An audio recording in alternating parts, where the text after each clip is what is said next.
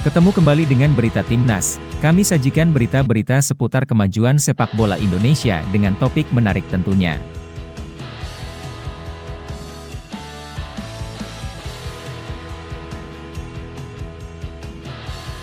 Hasil yang tidak diharapkan di mana tuan rumah Filipina menahan imbang Timnas Indonesia. Hasil ini tidak merubah posisi Indonesia di klasemen sementara grup F. Pasukan STY terlihat bermain tidak nyaman di babak pertama. Memasuki pertengahan babak pertama, blunder Jordi pun membuat publik Rizal Memorial bersorak. Patrick Reichelt membawa Filipina unggul setelah bola tendangannya gagal dihentikan Hernando. Pelatih Timnas Indonesia, Shin Tae-yong, merespons gol Filipina dengan mengubah skema permainan. Memasuki menit ke-29, Witan Sulaiman masuk menggantikan Sandy Walsh. Setelah terjadinya gol, pasukan Michael Weiss terus menekan dan beberapa kali menciptakan peluang, namun digagalan oleh kecemerlangan permainan Hernando Ari di bawah Mistar. Baru babak kedua setelah masuknya Pratama Arhan, Indonesia terlihat lebih hidup di sisi kiri sehingga mampu menyamakan kedudukan menjadi 1-1. Gol terjadi karena aksi individu Ricky Kambuaya yang menyodorkan assist dan diselesaikan Sadil Ramdhani dengan tendangan keras. Hasil 1-1 ini tentulah merugikan Timnas Indonesia.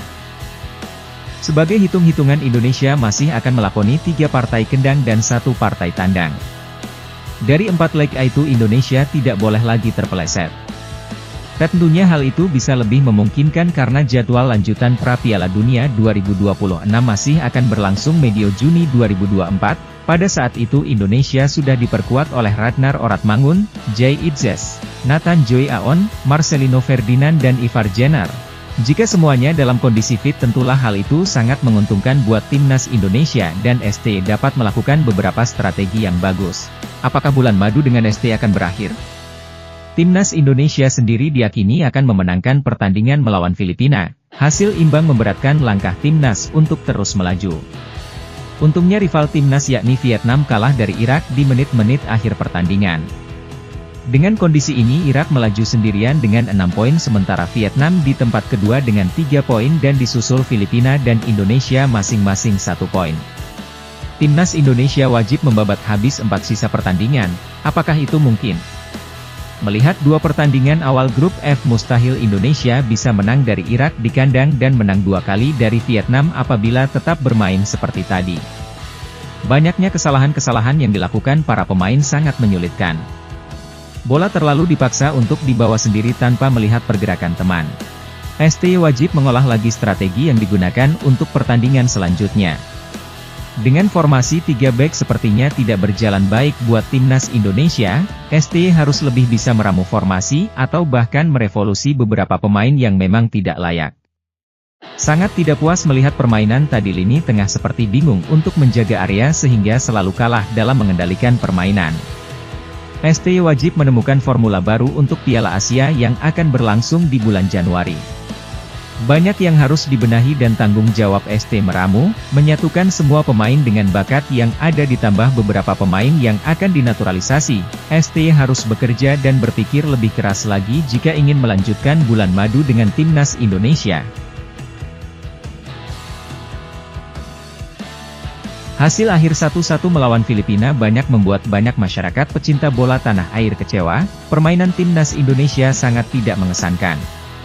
Walau ST sudah merombak beberapa pemain sekembalinya dari Basrah saat dikalahkan Irak 5-1, permainan Timnas tidak menampakkan perbaikan. Justru kita porak-poranda di Manila, terutama di babak pertama. Beruntung kita tidak kalah sehingga banyak yang menilai hasil 1-1 adalah sebuah keberuntungan. Kalau melihat serangan bergelombang Filipina di babak pertama, banyak sekali peluang terbuka dengan amburadulnya pertahanan Indonesia. Otak-atik formasi atau eksperimen ST pada babak pertama jelas tidak berjalan.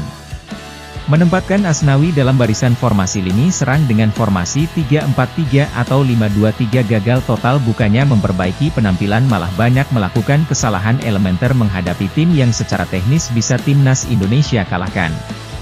Kesalahan fatal ST ini jelas blunder fatal dalam sebuah laga resmi di mana seharusnya tidak lagi menempatkan pemain yang bukan pada posisinya. Sandy Walsh yang ditempatkan pada bek sayap kanan seringkali harus bertabrakan posisi dengan Asnawi di posisi wing kanan depan. Sandy seperti bingung dan ragu untuk maju sedangkan Asnawi kembali bermain terlalu memaksa untuk mendribel bola maju. Bukan salah Asnawi, tapi yang patut disorot adalah otak-atik STE di ajang resmi FIFA ini. Banyak pemain yang ada di posisi sayap kanan masih ada Witan, Egy dan bahkan Rafael Struijk bisa bertukar posisi di kiri dan posisi kanan ditempati Sadil Ramdhani. Memakai Ramadan Sananta sebagai pemain nomor 9 wajib dicoba. Alih-alih ingin mengembangkan dan memenangkan permainan, malah pasukan STE nyaris pulang tanpa poin.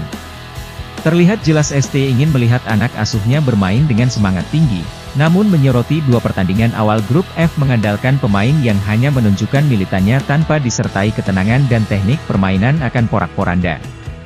STE sepertinya gagal mempertahankan gairah permainan timnas Indonesia pada menit-menit awal pertama pertandingan. Sebuah kritik baik tentunya untuk STE yang harus berpikir keras. Lini tengah menjadi titik lengah menempatkan Rahmat Irianto dan Ricky Kambuaya yang kalah dalam duel pressing yang dilakukan pemain Filipina. Tidak adanya creator di lini tengah seperti Ivar Jenner, Marcelino dan Klok hilang juga penguasaan timnas di lini tengah. Yang menjadi pertanyaan adalah di level resmi FIFA dan bukan pertandingan persahabatan, STE masih melakukan eksperimen.